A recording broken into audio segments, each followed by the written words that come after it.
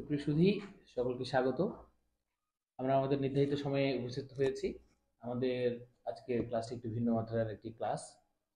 Sorry, এটা class নয়। Class নয়, এটা হচ্ছে আমাদের একটা আলোচনা পর্ব মূলত বলা যেতে পারে, যেটা আমরা খুব বেশি পরিচিত যে শব্দটির সঙ্গে, সেটি হলো মূলত টক শো।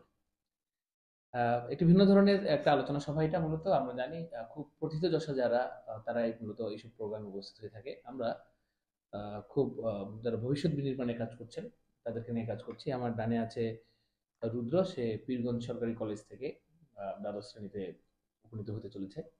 রূপমও তাই, রূপম বিজ্ঞান বিভাগ থেকে দ্বাদশ শ্রেণীতে উপনীত হতে চলেছে।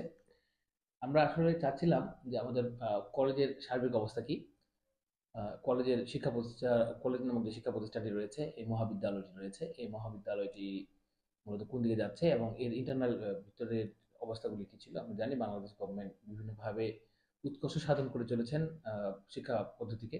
আসলে এই শিক্ষা পদ্ধতি কতটুকু কার্যকর বা ইফেক্টিভ জায়গায় রয়েছে, বা এগুলি যারা ইমপ্লিমেন্ট করছে তারা আসলে তাদের যৌক্তিক ভূমিকাগুলি পালন করছে কিনা, সেগুলো নিয়ে মূলত আমাদের আজকের আলোচনা।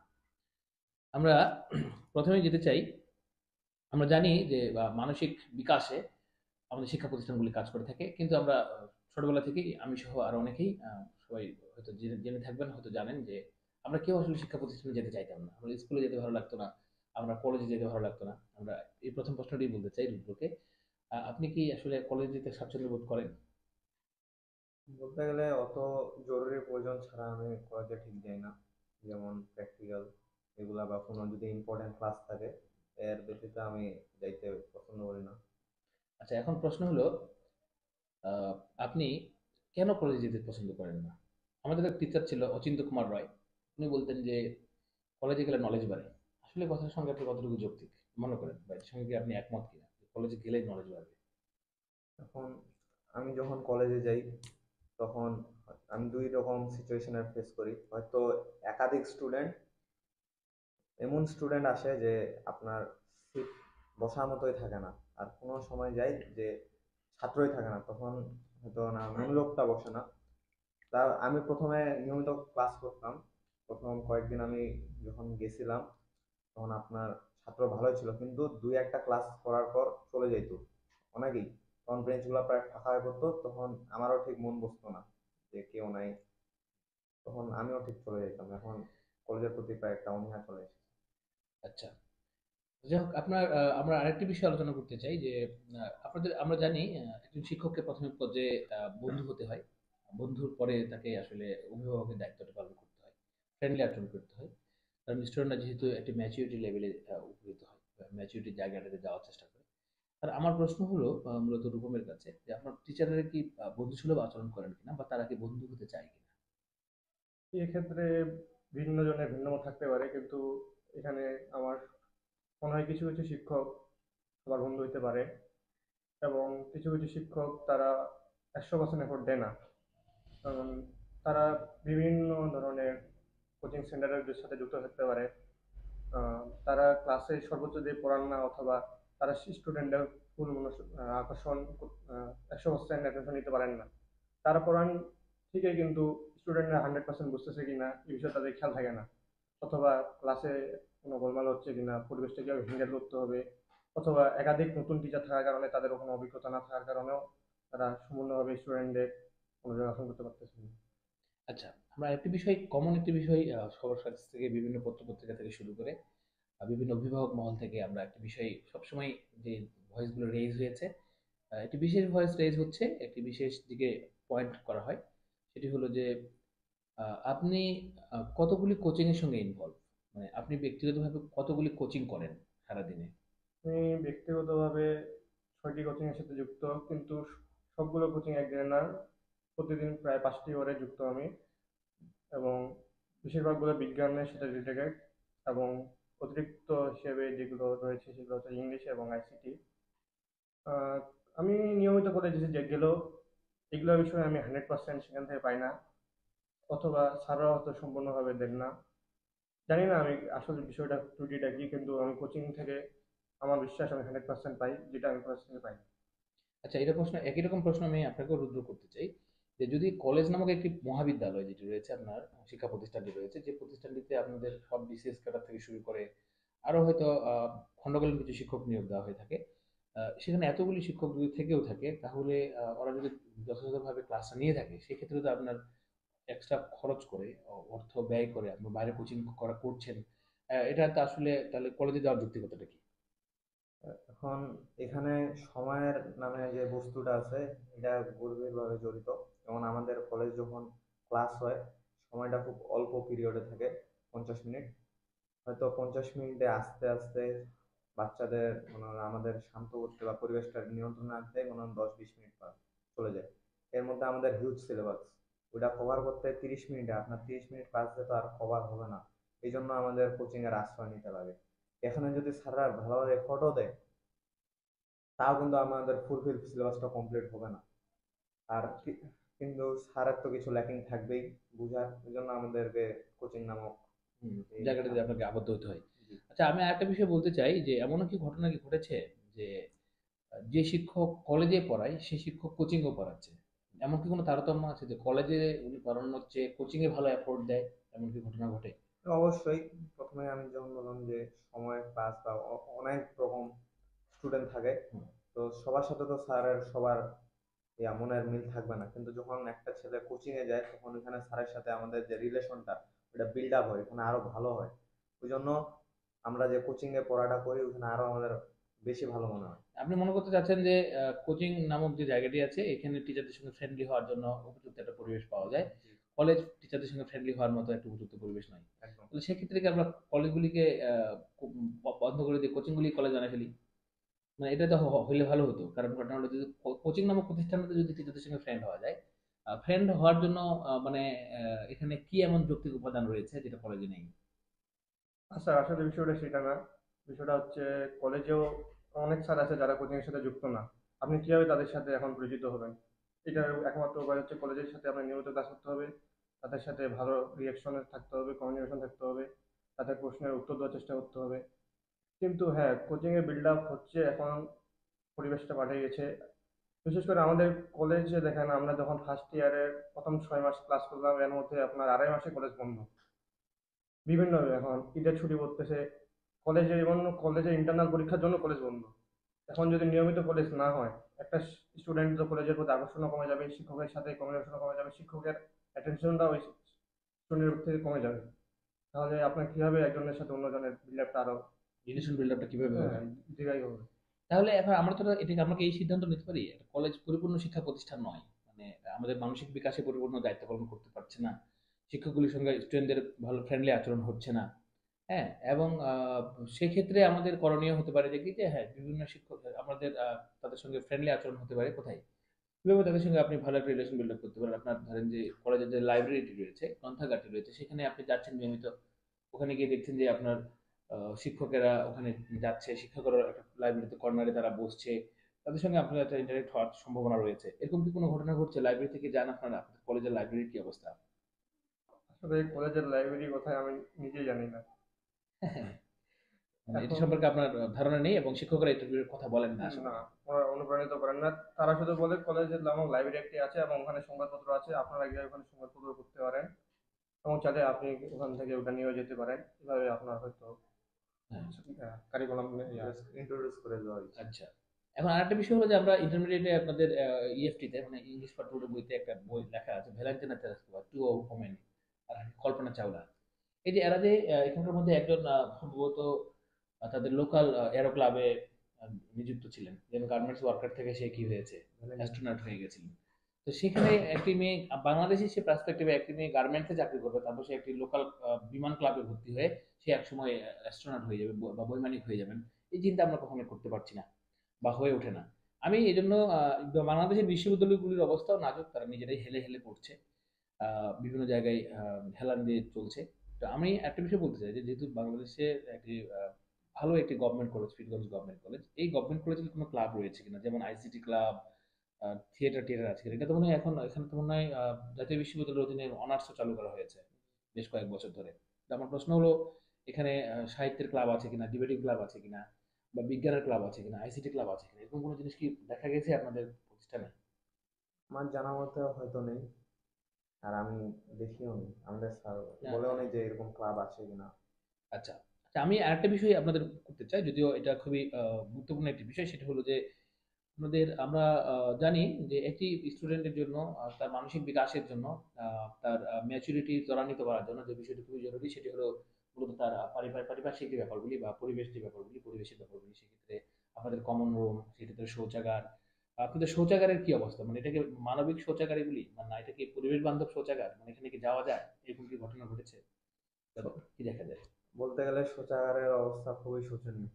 আচ্ছা আপনি যদি আমাদের শৌচাগারে ঢোকেন, প্রথমে একটা বিচ্ছিরি গন্ধ পাবেন, তাহলে সেখানেই আপনার টয়লেট করার ইচ্ছাটা মরে যাবে। আর দরজা তো ভাঙা, একটা দরজা কাজ করে না, এইরকমই। পর্যাপ্ত পানির ব্যবস্থা নেই। পানির পানির ব্যবস্থা নেই। ব্যবস্থা নেই। আচ্ছা, আরেকটা বিষয় আমি বলতে চাই, ধরেন যে কোনো একটা মানুষ যদি হঠাৎ করে অসুস্থ হয়ে যায়, তার প্রাথমিক যে মেডিকেল ট্রিটমেন্টটা, সেই ট্রিটমেন্টের কোনো ব্যবস্থা আছে কিনা? না, এই পর্যায়ে আমি এরকম কিছু দেখিনি। এখন থাকলেও ওটা অফিস পর্যায়ে থাকতে পারে শিক্ষকদের জন্য, এখন স্টুডেন্টদের জন্য রয়েছে কিনা এটা আমার এটা জানা জানা নেই। যায়নি। আচ্ছা আচ্ছা, তাহলে কমন রুম শৌচাগারের অবস্থা যেটা হওয়ার কথা ছিল সেটা আসলে নাই। সেটা কমন রুম যুক্তিপূর্ণ বলতে হচ্ছে। মেয়েদের একটা কমন রুম আছে, তাও ছোট, ছেলেদের তো আজ পর্যন্ত দেখলাম না। আচ্ছা আচ্ছা আচ্ছা, বুঝে গেছে। আপনাদের যেমন বিশেষ করে বিজ্ঞান বিভাগের জন্য, ধরেন আপনারা ভবিষ্যতে ইঞ্জিনিয়ারিং কলেজগুলিতে, ইউনিভার্সিটিগুলিতে পড়বেন, বিভিন্ন চিকিৎসা বিদ্যালয়গুলি যেগুলি রয়েছে, চিকিৎসার জন্য যে উচ্চ কলেজগুলি রয়েছে, সেগুলিতে আপনারা যুক্ত হবেন। আপনাদের জন্য কি এক্ষেত্রে আপনার ধরেন যে ফিজিক্স, কেমিস্ট্রি কিংবা বায়োলজি যে ল্যাবগুলি হওয়া প্রয়োজন আছে, সেটা কি যৌক্তিকভাবে খুব গুরুত্ব সহকারে হয় কিনা? মানে এটা মানে এটা এটা এটা হয় কিনা, এটা আমাকে কিছু আসলে বলবেন? এই যে সম্পূর্ণ যৌক্তিক বা নিয়মিত যে হওয়া দরকার সেটা ওভাবে হয় না, কিন্তু যা দরকার মানে শুধু মার্ক ওঠানোর জন্য অথবা আপনার ফাইনাল এইচএসসি পরীক্ষার জন্য যেগুলো প্রয়োজনীয় বস্তু শুধু অতটুকুই, সিলেবাসের ভিতরে যেটুকু রয়েছে অতটুকুই। কিন্তু বইয়ের মধ্যে যে অতিরিক্ত আরো কিছু রয়েছে যেটা আপনার ভবিষ্যতে কাজে লাগতে পারে অ্যাডমিশনের জন্য, সেরকম অতিরিক্ত কিছু হয় না। শিক্ষকরা শুধু যাদের যতটুকু দায়িত্ব পালন করা দরকার অথবা যাদের যতটুকু লিমিট রয়েছে তারা শুধু ততটুকুই পালন করে। আর এটা তারা মন দিয়ে অনেক সময় করে না, তারা এটা অতিরিক্ত কাজ হিসেবে ধরে নেয়। এবং এই আমাদের প্র্যাকটিক্যাল কাজগুলো বিশেষ করে এই গরমে দুপুরের দিকে দেওয়া হয়েছে, এতে অনেক শিক্ষার্থী লাগাতার ক্লাস করার পর না খেয়ে থেকে সকাল থেকে অসুস্থ হয়ে যাচ্ছে। এবং গত কয়েকদিন আগেও একজন অসুস্থ হয়ে গেছে আমাদের শিক্ষার্থী বান্ধবী। তো আমি বিশ্বাস করি প্র্যাকটিক্যাল কাজগুলো হয়তো ক্লাস শুরুর প্রথম দিকেই অথবা বিকালের দিকে দেওয়া উচিত, যাতে স্টুডেন্টরা পর্যাপ্ত বিশ্রাম নেওয়ার সুবিধা পায় এবং তারা মন দিয়ে কাজটি করতে পারে। তাছাড়া 20 মিনিট ওরা টিফিন দেয়, 20 মিনিট আমরা কি করবো? আচ্ছা, এটা কলেজের অনেকগুলো প্রত্যেকটা প্রতিষ্ঠানের কিছু কিছু সীমাবদ্ধতার জায়গা থাকবে। আমরা একবারে আমাদের যৌক্তিক যে চিন্তাগুলি করছি, সেগুলির যৌক্তিক পরিবেশটা আমরা পাবো না এটা জানি। কিছু কিছু প্রবলেম থাকবে, কিন্তু প্রবলেমটা যদি আমাদের আশা অতিরিক্ত হয়ে যায়, যে আমরা মনে করছি যে আমাদের এই প্রবলেমটা হবেই, এইটা মেনে নেওয়া যায়, কিন্তু যদি দেখা যায় যে এই প্রবলেমটা মানে আমাদের মানে অনেক সুযোগ সুবিধা নষ্ট করে দিচ্ছে, মানসিক বিকাশে প্রচন্ড বাধা সৃষ্টি করতেছে, আপনার ব্যক্তিত্বে একটা বাধা সৃষ্টি করছে, এরকম কোনো ঘটনা যদি ঘটে যায়, তাহলে আমরা অবশ্যই এটাকে নিন্দা জানাবো। আচ্ছা, আরেকটি বিষয় হলো, আমরা জানি পৃথিবীতে বিভিন্ন ধরনের শিক্ষা প্রতিষ্ঠান রয়েছে। যে শিক্ষা প্রতিষ্ঠান, যেমন জাতিসংঘের উপর বেস করে আমরা জানি, জাতিসংঘ বলেছে যে তাদের মোট জিডিপির 6% তারা তাদের শিক্ষা খাতে কি করবে, ব্যয় করবে। আমরা জানি প্রথম আলো এবং ডেইলি স্টার আমরা দেখেছি একটা জরিপ, সেটা হলো যে তারা মূলত বাংলাদেশ মূলত 2% বা 3%-এর কাছাকাছি তারা ব্যয় করে। এবার আমরা দেখলাম জাস্ট 2%। শিক্ষায় একটা অমনোযোগিতা দেখা গেছে বাংলাদেশ গভর্নমেন্টের, সে শুরু থেকে এখন পর্যন্ত। এটা পাকিস্তানও আছে, সোমালিয়া তো নাম শুনেছি আমরা। জি। এই তৃতীয় বিশ্বের মানে যে উন্নয়নশীল যে জায়গাগুলো ছিল, সেগুলোতে এই কাজগুলি করে থাকে মূলত। তো আরেকটা বিষয় হলো যেটা আমাদের খুবই গুরুত্ব কম দেওয়া হয়, সেটা হলো যে এক্সট্রা কারিকুলাম। যেমন ধরেন যে আপনি আপনার পাঠ্যপুস্তকের বাইরেও আপনি কোনো কোনো এক্সট্রা কারিকুলার সঙ্গে যুক্ত কিনা, বা আপনি ধরেন যে আপনি ধরেন হারমোনিয়াম বাজাচ্ছেন, আপনি গাচ্ছেন, কিংবা আপনি আঁকাআঁকি করছেন, ঠিক আছে, বা আপনি অভিনয়ের সঙ্গে থিয়েটারের সঙ্গে যুক্ত আছেন, এরকম কোনো ঘটনা কি আছে? এক্সট্রা কারিকুলারটা কি আসলে, মানে এটা কি আপনি যুক্ত কিনা, নিযুক্ত কিনা? যেমন আমি ব্যক্তিগতভাবে যখন বিশ্ববিদ্যালয়ে ভর্তি হলাম, তখন দেখলাম আমার বন্ধুরা গিটার বাজাতে পারে, হারমোনিয়াম দিয়ে গান বাজাতে পারে, রবীন্দ্রসঙ্গীত বাজাতে পারে, তারপরে তারপর তারা আঁকতে পারে, মূকাভিনয় করতে পারে। তা আমি দেখলাম আমি কিছুই করতে পারি না। কিন্তু আমি কি করেছি, শুধু একটা চমৎকার রেজাল্ট করেছি মেট্রিক ইন্টারে। শুধু এই রেজাল্টটা নিয়ে আমি আসলে কি করবো? সবাই আমি চিন্তা করলাম, আমার পিতামাতা থেকে শুরু করে স্বজনরা কত রেজাল্ট করেছে, এই ক্লাস করেছে, আমরা শুধু এটার দিকে বারবার ধাবিত হয়েছি। সেটা আমাকে খুবই আহত করেছে বিশ্ববিদ্যালয়ে গিয়ে, যে আমি সারা একটা গানও গাইতে পারি না। আমি একটা আঁকতে পারি না, এরকম একটা জিনিস আমার আফসোস সবসময় ছিল। আপনার কি কোনো আফসোস মনে হয় যে আমরা এক্সট্রা কারিকুলার সাথে আমি যুক্ত ছিলাম না, এজন্য আমার আফসোসের কারণ হচ্ছে কিছু, বা আপনি নাকি যুক্ত আছে এরকম একটা বিষয় নিয়ে? আপনার সিচুয়েশনের সাথে আমার সিচুয়েশনটা অনেক মিলে যায়। আমিও আসলে অপারগতা প্রকাশ করতেছি এইসবে। আমিও আসলে কোনো এক্সট্রা কারিকুলার বলতে কোনো কিছুর সাথে জড়িত নাই। আমার তো মনে করেন সিলেবাসের পড়া, বইয়ের পড়া, পাঠ্যপুস্তকের পড়া করতে করতে দিন চলে যায়। হুম। আপনার কি মনে হয় যে কি জানি বলে যে আপনার কি মনে হয় যে আপনার এই পড়াশোনাটা আপনার মানসিক স্বাস্থ্যের জন্য খুব উপকারী? যেভাবে আপনি ছুটছেন, যেমন সে এরকম বললো যে আমি আসলে আহ, 4-5টা টিউশনের সঙ্গে যুক্ত করতে যাই, কিন্তু সেক্ষেত্রে তো মানসিকভাবে কাহিল হয়ে যাওয়ার কথা। সে তো এত চাপ নিয়ে আমরা তো পড়াশোনা করতে পারি না। যদিও রবীন্দ্রনাথ ঠাকুর বলেছে ডিরেক্ট যে পড়াশোনা হতে হবে আনন্দের সাথে, ঠিক আছে? তো আবার ফ্রান্সিস বেকন নামক একজন ইংরেজি প্রাবন্ধিক রয়েছেন, উনি বলছেন যে না, পড়াশোনা হচ্ছে একটা শাস্তি। পড়াশোনা হচ্ছে একটা শাস্তি। আমরা সবসময় বলার চেষ্টা করি যে তোমাকে একটা শিক্ষা দিব।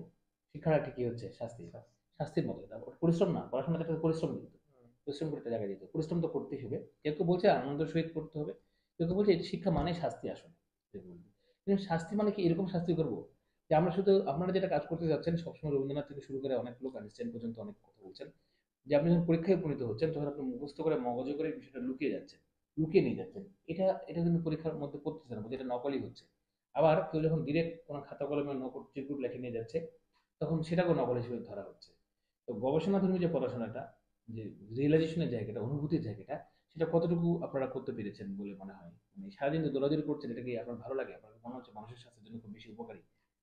আসলে আমরা গবেষণামূলক কোনো পড়ালেখাই করছি না, আমরা শুধু পাঠ্যসূচির ভিতরে যা রয়েছে সিলেবাস কভারের জন্য আমরা ব্যস্ত। আমাদের টার্গেট এডমিশনে ভালো হতে হবে, তো এইচএসসিতে একটা বোর্ডিং নিয়ে এডমিশনে একটি ভালো প্রতিষ্ঠানে জয়েন করতে হবে, নাহলে সমাজে আমরা মুখ দেখাতে পারবো না। আসলে এটাই আমাদের কাছে প্রাধান্য পেয়েছে, এই জন্যই আমরা অন্যান্য যে কারিকুলার অ্যাক্টিভিটি রয়েছে অথবা পাঠ্যপুস্তকের যেটা মূল থিম যেটা আমাদের বোঝাতে চেয়েছে আসলে আমরা সেটাই বুঝতে চাচ্ছি না। আমাদের টার্গেট শুধু একটাই।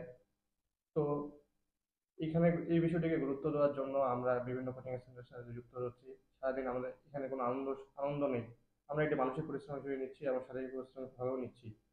আমরা খাওয়া দাওয়ার শুধু টাইম পাচ্ছি, এবং দিনের বেশিরভাগ সময় আমরা বাসার থেকে বাইরে থাকতেছি পড়ালেখার সাথে যুক্ত হওয়ার জন্যই। তো আমি মনে করি এটা অনেক স্টুডেন্টের জন্য মানসিক একটি একটা ব্যারিয়ার সৃষ্টি আহ, সৃষ্টি করে আর কি। আমি তো শুনেছি এমন যে অনেক মানুষ, অনেক স্টুডেন্ট, আমার কিছুদিন আগে আমি শুনেছি এক মেয়ে আছে যে সে মানসিকভাবে বিকলাঙ্গ শিকার হয়ে, বিকৃতির শিকার হয়ে সে ইন্ডিয়াতে চিকিৎসাধীন অবস্থায় ছিল। সে কিন্তু চাপ নিতে পারেনি, তো লোডে নিতে পারেনি। মানে সারাদিন ফিজিক্স পড়তেছে দুটা, কেমিস্ট্রি পড়তেছে দুটা, এই যে ঘটনাগুলি, এগুলি চাপ সৃষ্টি করছে। আচ্ছা, এমন কি কোনো ব্যাপার আছে যে ধরেন যে আপনার কলেজে যে ফিজিক্স পড়ায়, বা কলেজে যে ইংরেজি পড়ায়, বা কলেজে যে বায়োলজি পড়ায়, তার কাছে পড়লে আপনি একটু এক্সট্রা ফেসিলিটিস পান, বা আপনি যদি নাও পড়ে থাকেন ধরেন যে অন্যান্য স্টুডেন্টগুলিকে এক্সট্রা ফেসিলিটিস পান কিনা, আবার ধরেন যে তাকে একটু আলাদা করে প্রায়োরিটি দেওয়া হলো, কোচিং সম্পর্কে আগে আলাদা ধারণা দিতে হলো, এরকম কোনো অনৈতিক ঘটনা ঘটে কিনা? বা শোনা যায় আর কি, আমরা জানি না, কোনো অ্যাসোসিয়েট টিচার সম্পর্কে তো আমরা নাম জানি না, নাম বলাটা মেনশন করা ঠিক হবে না।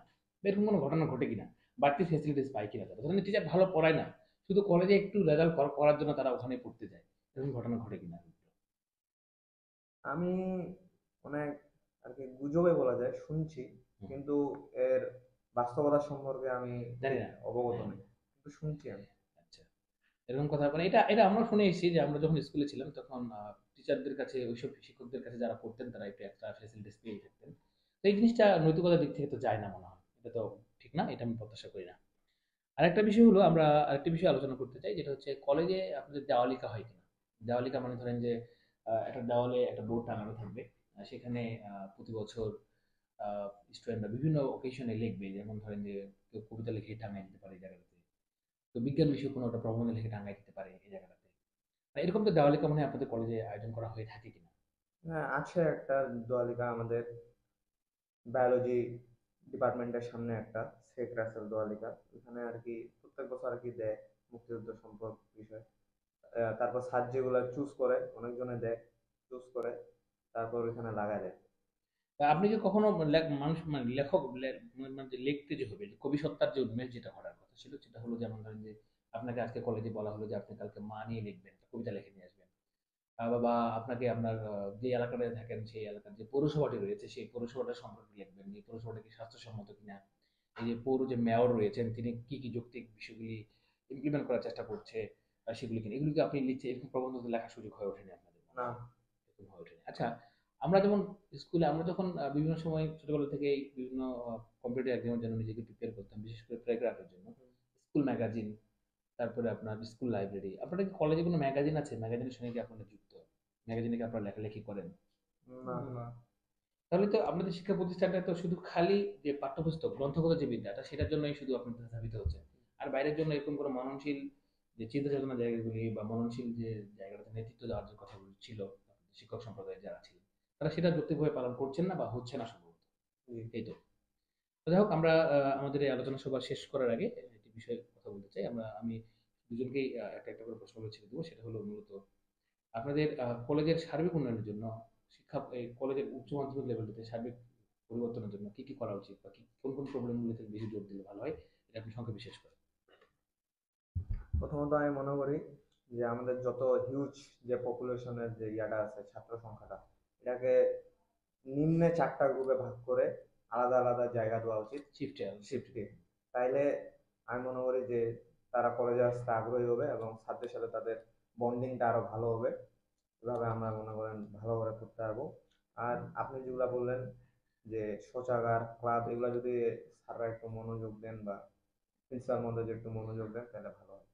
হ্যাঁ, রূপমের কাছে একই রকম প্রশ্ন যে আপনি আপনার কোনো আমরা আসলে আহ, আমরা যৌক্তিক সমালোচনা করতে বসেছি, আমরা আমাদের নিজেরও সমালোচনা করেছি, শিক্ষা প্রতিষ্ঠানের সমালোচনা করেছি, কি কি বিষয়গুলি ইমপ্লিমেন্ট করা উচিত, কি কি বিষয় আছে, কি কি বিষয় নাই, এগুলো নিয়ে আমরা আলোচনা করেছি।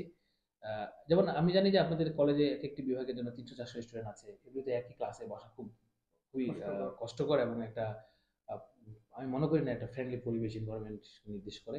সেখানে সেখানে আমরা এটাকে শিফটিং হিসেবে করতে পারি কিনা। শিফটিং করতে গেলে অনেকগুলো প্রবলেম আছে, ক্লাসরুমের ব্যাপার স্যাপার তো থাকেই, এবং শিক্ষকের ব্যাপার স্যাপার থাকে যে শিক্ষকেরা তো আসলে সকালে পড়াবে বা বিকালে পড়াবে, সবের পরিস্থিতি খুব টাফ হয়ে যায়। এরকম যৌক্তিক পদ্ধতি অবলম্বন তারা করবেন কিনা এটা কর্তৃপক্ষের দায়ী, কর্তৃপক্ষের সিদ্ধান্ত। তারপর আপনার কোনো যদি কোনো যৌক্তিক সিদ্ধান্ত বা যৌক্তিক পরামর্শ থাকে সেটা আমি জানাতে পারি। আমার যৌক্তিক সিদ্ধান্ত হচ্ছে কর্তৃপক্ষকে একটু কড়া হওয়া উচিত। তাদের শাসন ব্যবস্থা খুবই দুর্বল আমার মনে হয়। কারণ একজন স্টুডেন্টের 70% থেকে 80% উপস্থিতি থাকা উচিত একটি কলেজে। ঢাকা কলেজে আমরা যেমন দেখতে পাই, তাদের 70% উপস্থিতি ছাড়া তাদের ইন্টারনাল পরীক্ষাতে পরীক্ষা দিতে দেয় না। আমাদের কলেজে এমন কোনো ব্যবস্থাই নেই। যদিও তাদের প্রসপেক্টাসে লেখা আছে প্রতিদিন উপস্থিত থাকতে হবে, না হলে আপনার অভিভাবকের কাছে একটি মেসেজ যাবে, কিন্তু বাস্তবে তার কোনো প্রয়োগ নেই। প্রতিফলন নেই। তো আমি বিশ্বাস করি এই বিষয়টিকে তাদের গুরুত্ব দেওয়া উচিত এবং প্রতিটি স্টুডেন্টের একটি কলেজে নিয়মিত আসার দিকে কি সমস্যা হচ্ছে তার এই বিষয়টি তাদের কাছ থেকে জানা উচিত এবং যে দ্রুত সমাধান করা উচিত। এবং আরও যে কো-কারিকুলার অ্যাক্টিভিটি রয়েছে যেগুলো প্রসপেক্টাসে বিদ্যমান থাকলেও যেগুলো বাস্তবের কোনো হদিশ নেই, সেগুলো বাস্তবায়ন করার জন্য গুরুত্বপূর্ণ পদক্ষেপ নেওয়া উচিত। এবং শৌচাগারগুলো নিয়মিত রক্ষণাবেক্ষণ এবং নতুনভাবে তৈরি করার জন্য আমি আবেদন জানাচ্ছি। মানে এই বিষয়গুলো নিয়ে আপনি মানে দেখভাল করার জন্য ব্যাপারটা বোঝার চেষ্টা করছেন, যে এই বিষয়টি আপনি বলেছেন যেটা হচ্ছে যে স্কুল কলেজে 70% থাকতে হবে, শুধু কলেজে না, বাংলাদেশের প্রতিটি বিশ্ববিদ্যালয় ধরনের একই ধরনের কথা আছে। এখন ধরেন যে আপনার যে বিভিন্ন বিভাগে যে শিক্ষকগুলো রয়েছে, অনেক স্টুডেন্ট ওই শিক্ষকের ক্লাস করতে চায় না, বোরিং মনে হয়, ক্লাসটা তার ভালো লাগে না। সেক্ষেত্রে একটা স্টুডেন্ট কি করবে? সে তো বাধ্য হয়ে যে খাবারটা তার খাইতে ভালো লাগে না, সেটা তো জোর করে সে খাওয়াইতে পারবো না আমরা, এটা সম্ভব হয়ে উঠবে না। ধরেন যে আপনি যদি আমার সঙ্গ পছন্দ না করেন, আপনাকে যদি জোর করে আমি আমার সঙ্গে আড্ডা দিতে বসাই, তাহলে আপনার মানসিক বিকাশ তো আরো থেমে যাওয়ার সম্ভাবনা রয়েছে। সেক্ষেত্রে সে ক্লাসটা হয়তো করে না। কিংবা আপনি যেটা বললেন যে কিছুক্ষণ আগে যে আপনি 5টা 6টা প্রাইভেটের সঙ্গে যুক্ত, 5টা 6টা প্রাইভেট মানে 5-6 ঘন্টা ওখানে চলে যাওয়ার কথা ছিল। আর এখন যদি আপনি কলেজ যদি প্রতিদিন 70% করেন, সকাল থেকে শুরু করে একবার ফুল টাইম পর্যন্ত, তাহলে আপনি 5টা প্রাইভেট পড়তে পারবেন না। ঠিক আছে? তো সেক্ষেত্রে আমাদের কলেজের শিক্ষা ব্যবস্থাতে যদি আমরা বিশ্বাস করি, একটা স্টুডেন্ট যদি বিশ্বাস করে যে কলেজে গেলে আমার যে সাবজেক্টগুলো আমাকে পড়ানো হয় সেগুলো আমার হয়ে যাচ্ছে, তাহলে সে তো আর কলেজে প্রাইভেট তার পড়ার কোনো যৌক্তিকতা নেই। তাহলে সে ওখানে টাইমটা ব্যয় করতে পারছে, তার ল্যাব হচ্ছে ওখানে, প্র্যাকটিক্যাল হচ্ছে এখানে। ঠিক আছে? তার সব ক্লাসগুলো ওখানে হচ্ছে, গুছিয়ে না হচ্ছে, ওই জায়গাগুলিতে এখানে মনে হয় জোর দেওয়া হয় না। এই জন্য 70% পার্সেন্টেজের যে উপস্থিতির যে হারটা, সেই হারটা যৌক্তিকভাবে আমরা পাচ্ছি না। তো যাই হোক, আমাদের মোটামুটি সবগুলি বিষয়ে আমরা আলোচনা করেছি, এবং আরেকটি বিষয় আমরা সবসময় জোর দেওয়ার চেষ্টা করেছিলাম শুরু থেকে, সেটা হলো যে অনেক শিক্ষকই রয়েছেন যারা ভালোবেসে শিক্ষকতা করেন না। অনেক শিক্ষকই রয়েছেন তারা আবার ভালোবেসে শিক্ষকতা করেন, দায়িত্বটা পালন করেন, তারা মনে করে এটা একটা তাদের পবিত্র দায়িত্ব, এই দায়িত্ব তারা অবহেলা করেন না এই জায়গাগুলিতে। আবার অনেকে আছেন এর ভিতরে যে অনেকে শিক্ষক হতে চায়নি, তারা আসলে পুলিশের এসপি হতে চেয়েছিল, তারা অ্যাডমিন ক্যাডার হতে চেয়েছিল, তারা নানান ধরনের অন্যান্য পেশাগুলিতে যেতে চেয়েছিল, কিন্তু তার লাস্ট অপশন শিক্ষা ক্যাডারে সে ধাবিত হয়েছে, কিংবা নন ক্যাডারে সে বিভিন্ন স্কুল কলেজগুলিতে পড়াচ্ছেন ওই জায়গাগুলিতে। তো যে যেটা চান না, শুধু অর্থনৈতিক কারণেই, শুধু যারা শিক্ষকতার সঙ্গে যুক্ত আছে, সেক্ষেত্রে আমাদের এই শিক্ষা প্রতিষ্ঠানগুলির বা স্টুডেন্টদের জন্য যে মানসিক নৈতিকতার যে ব্রিজ, মূল্যবোধের যে ব্রিজগুলি তৈরি করার কথা ছিল, সেই নৈতিকতা মূল্যবোধের ব্রিজগুলি তারা তৈরি করতে পারেনি।